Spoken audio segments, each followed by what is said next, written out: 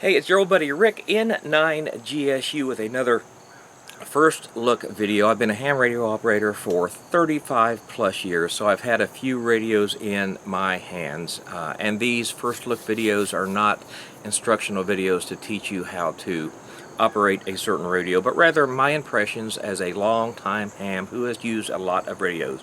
Today we're going to look at the Baofeng UV5R handheld ham radio.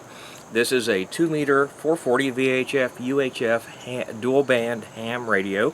For those maybe just getting into ham or are curious, VHF and UHF are generally used for regional as opposed to worldwide communication. So you can use these to talk to folks around in your general area. I got this for $22, believe it or not. Brand new off of Amazon. These are incredibly cheap. They are full function ham radios. They're light, they're extremely light, and for 22 bucks I got the radio, I got a drop-in charger, earbud and lapel type microphone, and several other accessories. So a couple of things I want to point out about this radio, both the pluses and the minuses. The pluses: it's very cheap. You can always find these for less than 25 bucks. Incredibly cheap. That's a plus. It's incredibly light. I did not weigh this, but it feels like it only weighs a few ounces. So you can easily throw it in a backpack. That's the two big pluses. How does it work? Well, pretty well, actually. I'll turn it on here. And I'm going to see if anybody is on the local repeater. This is N9GSU. Is anybody around for a quick demo? See if anybody is around. Go ahead, Rick. N9GSU, W9NES. Hope you're almost where you need to be. Good morning, Tim. N9GSU. I'm just doing a quick video demo of the Baofeng UV5R HT. How's my signal?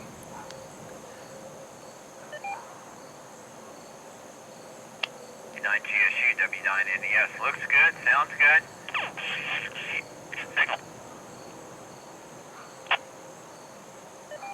Alright, appreciate it, Tim. I'm going to let you go and continue on with the video, but we will catch you a little bit later, okay? Have a good day, Rick. Talk to you later. N9GSU, W9NES. 7-3. So as you can tell, it works just fine. There are some caveats about this radio. Number one, it is not the easiest radio to program. I struggled learning to program this radio, but I got it done. I programmed it by the front keyboard. This is going to be much easier to program via a piece of software like Chirp.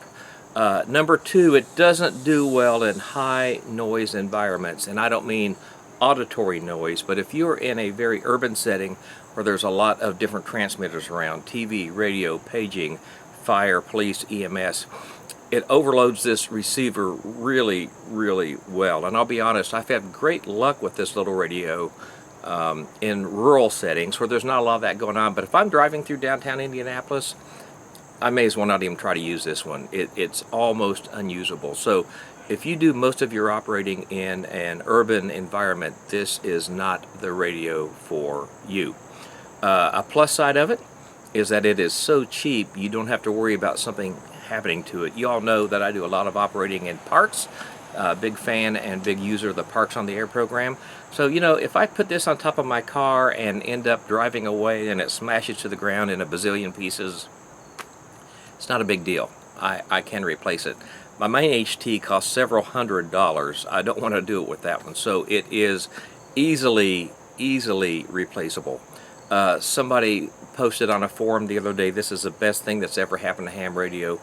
I would disagree with that. I don't think it is because it doesn't work well in urban environments. A lot of preppers are buying these radios for certain scenarios, and I don't think it's a great choice. It's going to be overwhelmed with all kinds of other signals if you're in an urban environment. Some other people have said it's a complete piece of crap. You know what? It's not a complete piece of crap. It is a fully functioning ham radio for less than $30. So I don't think this should be anyone's main HT. As a matter of fact, if you're a brand new ham, I don't think you should buy this as your first radio because you're going to get frustrated very quickly. But I think it's something that every ham should have in their pack that they can grab quickly, they can take out on the field, someplace they feel like it might get damaged. It's not a huge investment. A couple of little things I do want to point out here that are nice, nice functions. This has a flashlight on it. How cool is that? So if you're operating in the dark and you need to see your way, and it's a pretty bright flashlight. And it also has FM broadcast receive. Turn that flashlight off. So you can actually listen to your local FM radio stations. So my first impression of this radio, it's a decent enough little radio. It's not a toy. You need a license to operate it. And I think you should probably have one in your go bag or in your shack. If you're a brand new ham, I highly recommend you buy a bit of a higher end radio. Hook up with a local club, get acquainted with some local ham radio operators, get their advice. Get one of these, but don't make it your primary source of communication. So there you go, a very quick first look review of the Baofeng UV5R. We'll see y'all later.